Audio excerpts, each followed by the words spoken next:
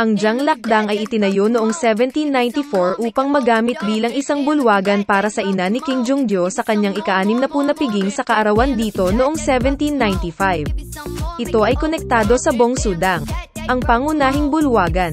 Ang Zhanglakdang ay ang Royal Palace na may kwarto nagsilbi para sa Haekyeonggong noong nanalo si Yulmayahang noong 1795. Ang palasyo ay matatagpuan sa timog hanggang sa Bongsudang, nakapatong sa kanluran timog na bubong nito, at nakaharap sa silangan. Natapos ang pagtatayo noong 1794, Jungjo 18. Ang Zhanglakdang ay ipinangalan kay Zhanglakgong na isang palasyo ng Zhang-ansang, ang kabisera ng dating dinastiyang Han sa China. Nagnanais ng mahabang buhay ni Haekyeonggong. Pinangalanan ni Haring Jungjo ang Zhanglakdang pagkatapos ng Zhanglakgong, isang tirahan ng reyna-ina ng Chinese Han Dynasty sa China, at isinabit ang plaque dito ng personal. Ang pangalan ng bulwagan na ito, Zhanglakdang, ay nangangahulugang bulwagan para sa pangmatagalang kaligayahan.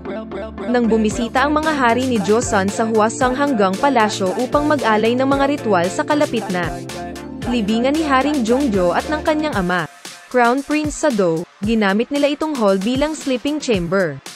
Si Haring Jongjo ay sumunod sa halimbawa ng kanyang lolo sa tuhod ng dinastiyang Han sa China, na nagtayo ng Zhanglak Palace para sa kanyang ina. Itinayo niya si Zhanglakdang para sa kanyang ina, Lady Haekyeonghong, at nagsulat ng plaque dito.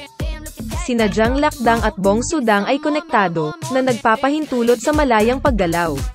Ang gusali ay may kabuuang 13 silid, at ang mga veranda ay inilagay sa 3 panig para mas madaling dumaan.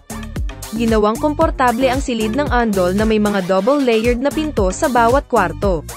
Nang mabuksan ang lahat ng pinto, bukas ang loob. Si Haring Jungjo ang nagtayo ng mga pader sa pagitan ng Zhanglakdang at Boknaedang at binuksan niya ang 2 pinto na may mga pangalang The Bokmun Gate at Jangbokmun Gate. Kaya, masasabi natin ang pagiging anak ni Haring Jungjo sa pagnanais ng magandang kapalaran ng kanyang ina. King Jongjo ng Joseon Dynasty sa Korea nagdisenyo at nagtayo ng Hwaseonghanggang Palace sa Suwon City para sa reformatibong politika.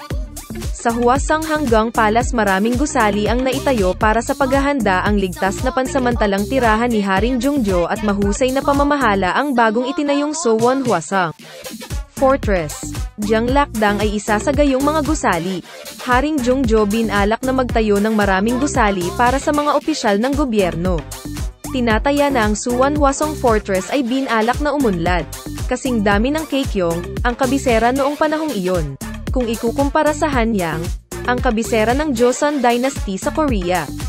Ang lungsod ng Suwon ay 7% lamang sa lahat ng aspeto noong panahong iyon. Sa lungsod ng Suwon, Haring Jungjo dapat manatili ng 10 araw bawat taon at tiyak na hindi ito komportable sa kanya. Dapat manatili si Haring Jungjo ng 10 araw bawat taon para makapunta sa puntod ng aking ama, Crown Prince Sado. Para sa kaligtasan at kaginhawaan ni Haring Jungjo, isang bagong plano ng lungsod ang nabuo upang gawin itong isang maunlad na lungsod.